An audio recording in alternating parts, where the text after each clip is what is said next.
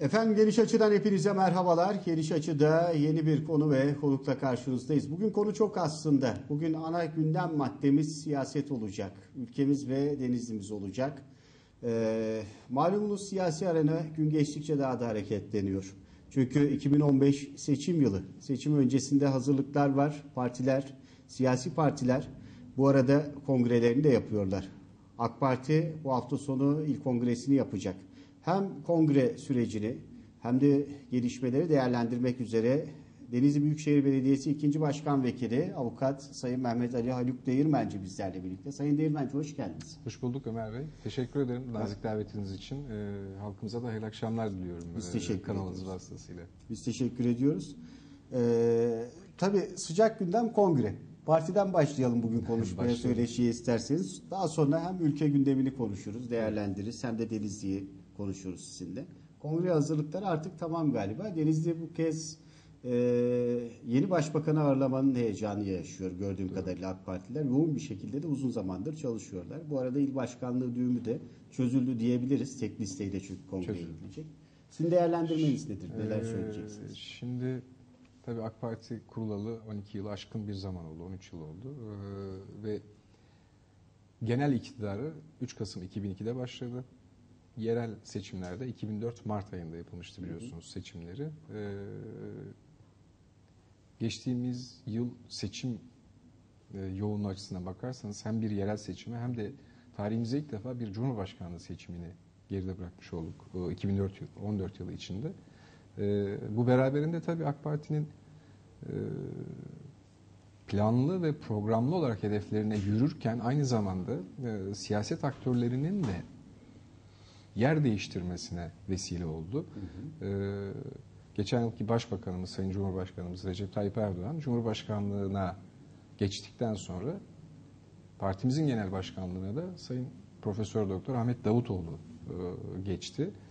Ve Sayın Başbakanımız Profesör Doktor Ahmet Davutoğlu, çünkü bu bazen kavram kargaşasına hala sebep olabiliyor. Kastettiğimin kim olduğunu tam olarak anlaşılması için söylüyorum. İlimize ilk defa geliyor. 1 Şubat Pazar günü, 2015 Pazar günü saat 15'te Hasan Güngör Spor Salonu'nda 5. olan kongremizi yapacağız. İlk kongremizi yapacağız. Evet, hummalı bir çalışmamız var. Bütün teşkilatlarımız tamamen buna odaklanmış vaziyette. Delegelerimiz kartlarını aldılar. O gün inşallah huzur içinde hem Sayın Başbakanımızı ilk defa Denizli ile kucaklaştıracağız hem de partimizin 5. olan kongresinde bulunmak üzere biz de orada hazır bulunacağız. Dolayısıyla süreç olarak bakarsanız bazen şu yanılsama oluyor gibi geliyor bana. Hani bir partinin ilk kongresi oradaki partilileri ilgilendirir doğal olarak. İl başkanının kim olacağı, işte kimlerin yönetim listesinde yer alacağı, nasıl olacağı falan. Her parti kendine göre, kendi ürettiği siyasete uygun olarak siyasette bulunması düşünülenlerin yerini buna göre belirler. CHP'liler der ki işte biz ön seçim yapmak istiyoruz ya da bir kısmını ön seçim yapmak istiyoruz, bir kısmını kontenjan adayıyla belirlemek istiyoruz. İşte buna diyoruz ki fermuar sistemi. Bazen bu bizim işimize gelir, bazen gelmez. Bu onların meselesidir. Yani bu sadece CHP'lilerin yaptığı, düşündüğü ve ürettiği bir şekildir. Bu halkın önüne geldiğinde bu ne kadar doğruduru sandık test eder. Karşılığını da ona göre bulur. AK Parti'de genel anlamda bakarsanız hemen her temsil makamında farklı dinamiklerin tamamını güncel olarak takip eden, kanaatleri aynı potada eritip en makul çözümü bulup halkımızın önüne koyan ama temsil makamında ama sandıkta listeler üzerinden 12 yıldır da bunu başarıyla götüren bir parti. Dolayısıyla hani o şeklen demokratik mi antidemokratik mi denilen kavram kargaşaları var ya, bunlar bence çok yersiz değerlendirmeler. Çünkü bunun halkın buna gösterdiği alaka gerçekten yapılan işin ne kadar faydalı olduğu, orada üretilen siyasetin aslında ne kadar karşılık bulduğunu da göstermek açısından anlamda. Dolayısıyla biz evet geçtiğimiz hafta Cumartesi günü itibariyle Sayın Başbakanımız daha önceki il başkanlarımızdan Sayın Şahin Tine il başkanlığı görevini tevdi etti. İnşallah pazar günü de Şahin Bey listesiyle birlikte o kongreden Sayın Başbakanımızı da uğurladıktan sonra kongresini tamamlayıp pazartesi günü itibariyle artık il başkanlığı koltuğuna oturmuş olacak. Peki Denizli'de siyaset algısı sizce nasıl? Siyaset öncelikli gündem maddelerinden biri olarak halkın genelinde kabul görmüş bir durumda mı? Bunu şunun için soruyorum. Bir de Denizli'nin siyaseten yerini değerlendirecek olursak bugün bir bakanı var. Bu önemli bir unsur. Yine yakın zamana tarihe baktığımızda muhalefet partilerinde genel başkan yardımcıları var siyaseten. Doğru. Ötesinde daha geriye gittiğimizde gerek Anavatan gerek Doğru Yol Partisi döneminde hakikaten ülke siyasetinde ses getirmiş isimleri doğasından, içerisinden çıkarmış bir yapıya sahip. Bunlar bir önemin işareti midir sizce? Şu manada yorumlayabiliriz bunu. Denizli'de siyaset üretmek kolay bir iş değildir. Çünkü aslında küçültülmüş bir Türkiye modellemesi aslında Denizli. O yüzden pek çok yerde hep şikayet ederiz ya zaman zaman işte devlet ne zaman bir politik bir tercihte bulunsa ya da bir proje geliştirmek istese pilot il olarak Denizli'yi düşünür. Hı hı. Bunun temel sebebi şu, aslında ölçeklendirilmiş manada minik bir Türkiye Denizli. Zaten dikkat ederseniz seçim sonuçları da genel sonuçlara denk gibi görünür. Cumhurbaşkanlığında farklı oldu sadece. Bu platformun bu kadar çetin olması doğal olarak siyasette var olanların da aslında bir değil birkaç basamak ileriye gitmesine de vesile olabiliyor.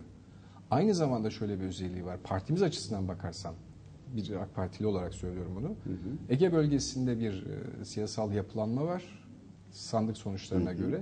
Denizli Büyükşehir Belediyesi şu anda büyükşehir manasında Ege'de AK Parti'nin tek büyükşehir belediyesi. Ve oy oranları bir Aydın'la, bir İzmir'le, bir Muğla'yla yakın illere bakarsanız çok da karşılaştırılamaz. Hatta ben ötesini söyleyeyim, yani şu an AK Parti'nin bölgedeki kalesi olarak gözüküyor. Evet. Daha önce çünkü bu bölge yine özellikle Doğru Yol Partisi döneminde o partinin kalesi olarak alınıyordu. Evet. Bugün aldığı ilçe belediye sayısına da baktığımızda yerel seçimlerde ilk Büyükşehir Belediye Başkanı'nı da çıkarmış olmasıyla iktidar partisinin kalesi konumundadır. Doğru ama bu aslında siyasetin ne kadar farkında olduğunu, az önceki sorunuz bununla alakalı yanlış hatırlamıyorsam, evet. Halkımız, Denizlili hemşehrilerimiz siyasetin tam da merkezinde. Siyaset gündemini de gayet yakından takip ediyor ve bunu belli bir hedef güderek yapıyor. Sonuçta hani herkesin bir siyasi görüşü vardır. Konuşmaya başladığınız zaman kendi siyasetinizi ya da kendi doğrularınızı tartışırsınız. Hı hı. Ama sandık topluca bir fikrin tezahürüdür. Dolayısıyla oradaki irade beyanı, muhalefete ve iktidara verilen yetkinin dozu, yani oradaki kamu iradesi aslında bireysel olarak yola çıkan ama kamusal manada sonuç doğuran, istikamet belirleyen bir algıdır. Hı hı. Bu manada Denizli artık 10 yıldır belli bir hedefi güden, o hedeften de ciddi manada karşılık gören, bu da önemli. Çünkü hem siyaset üretmek hem hizmet üretmek birbiriyle paraleldir. Birbirini besleyen unsurlar bunlar. Yoksa geçmiş dönem siyasetine bakarsanız sadece hamaset üretmek ama karşılığında hizmetle alakalı çok da karşılık görememek geçmiş dönemlerde halkın siyasetten soğumasına sebep olmuştu. Bugün siyasete bu kadar alaka duyulmasının temel sebebi aslında siyasetle birlikte yürüyen hizmetin karşılığının kamu vicdanında yer almasından. Yani sadece söylemde kalmayıp altını da doldurulması, beklentilerin karşılanması dünle bugün arasındaki en bariz farktır diyorsun. Dolayısıyla tercihler ne olursa olsun etkileşim hepsinden daha önemli. Oy veriyorsunuz, vaatler var, işte hizmetler var. Rakip partileri de buna itiyorsunuz mecburen, onlar da buna göre pozisyon almak zorunda. Bunu ne kadar başarabiliyorlarsa o kadar karşılık buluyorlar. Ama genel siyaset söylemi Türkiye'de zaten AK Parti ile birlikte değişti. Buna uygun davranabilen bir parti varsa onu konuşalım. Ama ben zannetmiyorum ki hala kurulduğundan bugüne 9 seçimden de oylarını arttırarak çıkma başarısının başka mantıklı bir izahı olamaz. Evet. Biraz daha Denizli siyasetini konuşalım. Sonra genele geleceğim. Peki geçmişten bugüne şöyle yakın siyasi tarihine baktığınızda Denizli'nin bu siyaseten başarısı bireyselli çıkışlardan mı kaynaklanıyor yoksa teşkilatçılık iyi mi Denizli'de? Siz ne düşünüyorsunuz? Siz de uzun yıllardır çünkü bu partinin teşkilatlarında yer alıyorsunuz. Şimdi tabii bir kere siyaset tek başına kimsenin muvaffak olabileceği bir alan değil. Hı hı. Bu yumurta tavuk hikayesine benzeyen bir iş. Tabii ki hem güçlü bir teşkilatınız olacak hem de bunu sevk ve idare etme yeteneği olan, temsil yeteneği, ikna yeteneği olan insanlar bu konuda pozisyon almış olacaklar. Ve bu karşılık buldukça da hizmetin de yoğunluğu görülecek, test edilecek. O zaman diyeceğiz ki evet, AK Parti teşkilatları kurulduğundan bugüne kadar Denizli özelinden bahsediyorum. Hı hı.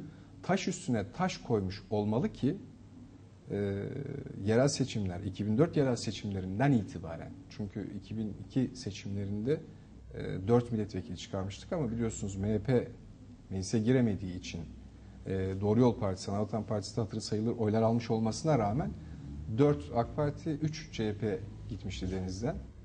O günden itibaren farklı denklemler de olsa AK Parti 4 milletvekilini çıkarmış bir parti.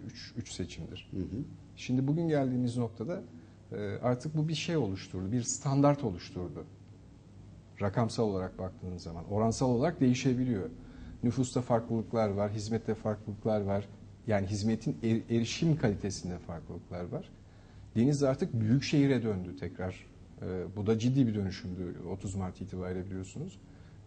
Ve siyasetin ekseni değişti. Artık belediye başkanlarımız aynı zamanda Büyükşehir Belediye Meclisi'nin üyesi, ilçe belediye başkanlarımız. Bir Büyükşehir Belediye Başkanımız var.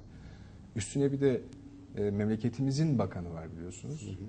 Şimdi bu siyasi yapılanma tesadüfen oluşmaz. Bunlar tesadüfen bir araya gelmez. Mutlaka toplumsal ve siyasal karşılıkları var ki 12 yıldır Denizli AK Parti ilmek ilmek ördüğü, ürettiği siyasetin karşılığını görüyor. Bugün de geldiğimiz nokta pazar günü yapılacak ilk kongresinden sonra zaten çok kısa bir zaman var biliyorsunuz. 10 gün sonra da seçim takvimi başlıyor. Evet. Ondan sonra da 7 Haziran olarak açıklanan seçime hep birlikte yol alacağız. Şimdi tabii AK Parti Denizli Teşkilatı'na baktığımızda tabandan kendini besleyen bir yapısını da görüyoruz. Bu anlamda dinamik gençler geliyor. Sürekli yetişiyorlar. Doğru. Siz de genç büyüksünüz partide. Artık belli kesimin abisi pozisyonundasınız aslında da.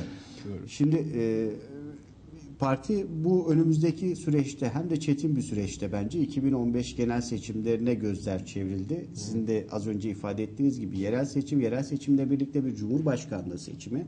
Buralarda alınan oy oranlarıyla ister istemez iktidar partisinin 2015'teki seçimdekinin alacağı sonuca gözleri çevirdi. Doğru. Şimdi partililerinizin tabiriyle efsane başkan Şahin Tine böyle bir dönemde partiye emanet ediyor AK Parti.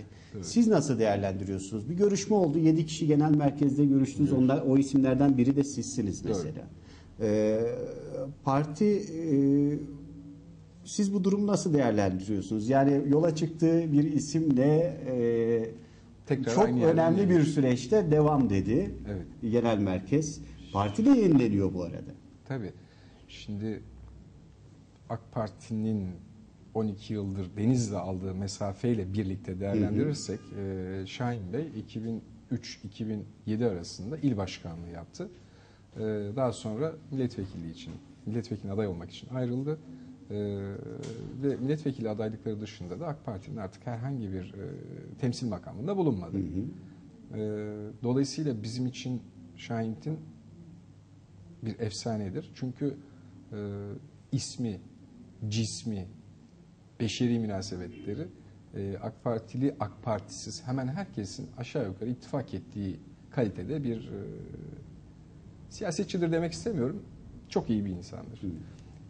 Bunun dışında evet doğru söylüyorsunuz. Ben de dahil olmak üzere diğer arkadaşlarımız da vardı. İçinde çok donanımlı yani Necip Filiz arkadaşımız Oxford mezunu, gayet nitelikli donanımlı bir kardeşimiz. Yani Turgay Yılmaz arkadaşımız elektronik mühendisi, Bu konularda ben avukatım, başka bir hukukçu arkadaşımız daha vardı. Yani Allah'a çok şükür, bunları yanlış anlamayın lütfen. Halkımıza yanlış anlamasın. Bir övünç, bir ego tatmini anlamında söylemiyorum ama bulunduğumuz kulvarda her birimiz, bizzat Sayın Başbakanımızın tabiri olarak söylüyorum bunu, has dairede konuştuğumuzda, ki mahrem olan kısımlarını bir kenarda bırakalım.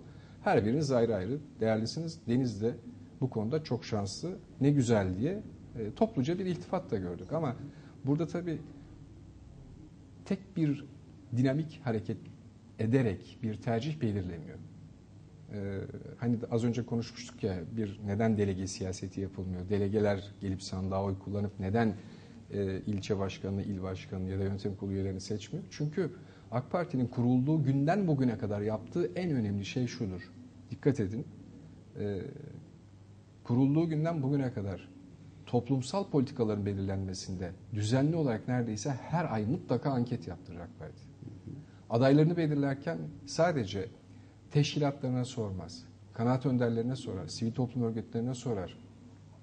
Gerekirse diğer odalardan, diğer toplumun diğer katmanlarından da çok yoğun bir bilgi akışı sağlanır. Bunların hepsi masanın üzerine konur. Ondan sonra da şahıslarla alakalı bir değerlendirme yapılır. Ve bu değerlendirmenin sonunda da bir karar verilir. O karar pek çok süzgeçten geçtikten sonra söz konusu olur. Burada taraf olarak ben kendimi hiç rahatsız etmiyorum, kötü hissetmiyorum. Yani burada var olmama rağmen, ismen ve cismen oraya davet edilip bu süreçten geçmiş olmama rağmen, ben dahil Şahin Bey dışındaki hiçbir arkadaşımızın bundan dolayı bir üzüntü yaşadığını zannetmiyorum. Kişisel olarak bunu ben söyleyebiliyorsam bunda bir problem yok demektir. Çünkü ortaya çıkan değer, ortaya çıkan doğru hepimiz açısından, ya evet ya Şahin Bey, alternatifler içerisinde bulunanların bile gönlünde doğruyu gösterebiliyorsa o zaman sorun yok demektir. Deneyim çok önemli. Ve bir faktör daha var, ciddi bir faktör daha var. AK Parti kurumsallaşmaya çalışıyor, doğru. Aynı zamanda yeni bir medeniyet tasavvuruyla bunu yapmaya çalışıyor.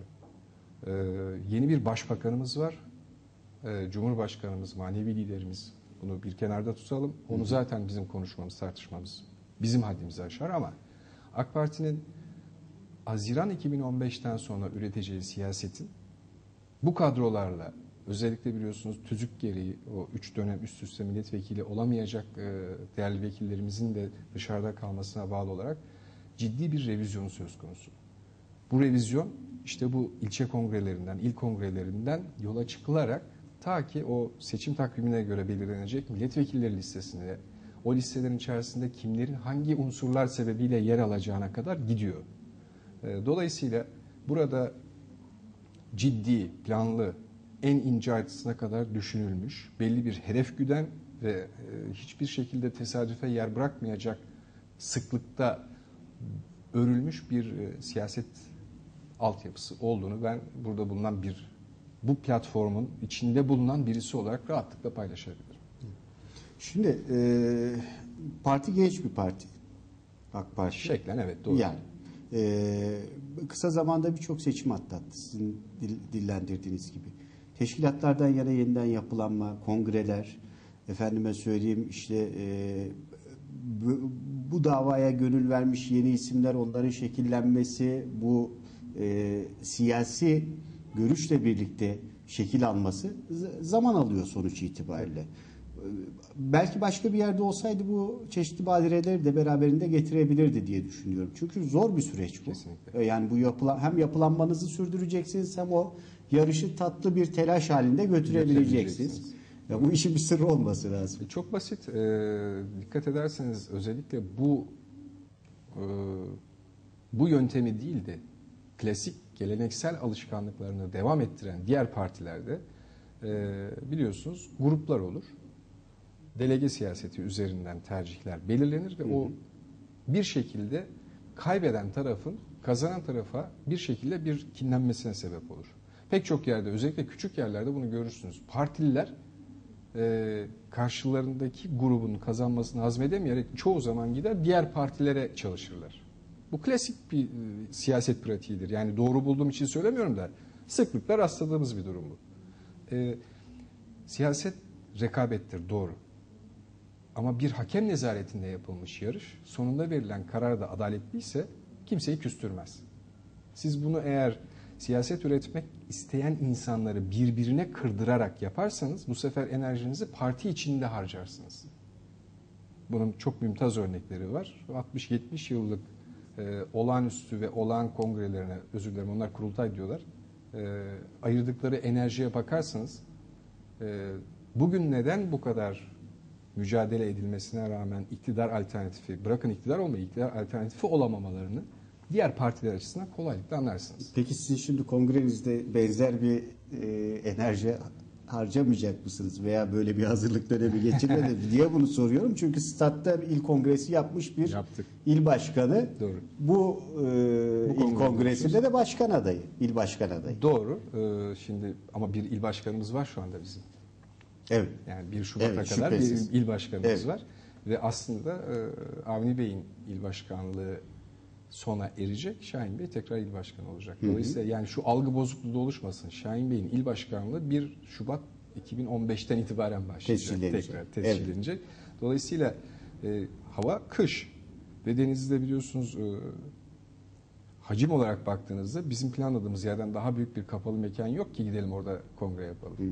Bizim açımızdan kongreyi yapmakta bir tereddüt yok. Ben size söyleyeyim, biz kongremizi belki kendi mahremiyetimiz içinde kapalı spor salonunda, Hasan Güngör kapalı spor salonunda yapacağız ama inanın ondan çok daha fazlası misafirlerimiz olacak, partililerimiz olacak, izlemeye gelenler olacak ve aslında orada görkemli bir miting olacağını da düşünüyorum ben.